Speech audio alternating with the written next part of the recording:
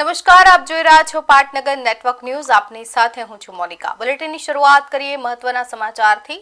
અરવલ્લી જિલ્લાના મોડાસા શહેરમાં રહેતા અસ્મિતાબા હરપાલસિંહ રાજપૂત છેલ્લા 9 વર્ષથી વ્યાવસાયિક રીતે સ્કૂલ વાન ચલાવીને મહિલા સશક્તિકરણનું ઉત્તમ ઉદાહરણ પૂરું પાડી રહ્યા છે. આજના સમયમાં મહિલાઓ અંતરિક્ષથી લઈને માર્ગ પરિવહન સુધી દરેક ક્ષેત્રમાં આગળ વધી રહી છે. ત્યારે અસ્મિતાબા દરરોજ શાળાના બાળકોને સુરક્ષિત રીતે ઘરથી શાળા અને શાળાથી ઘર સુધી પહોંચાડવાની જવાબદારી નિભાવે છે.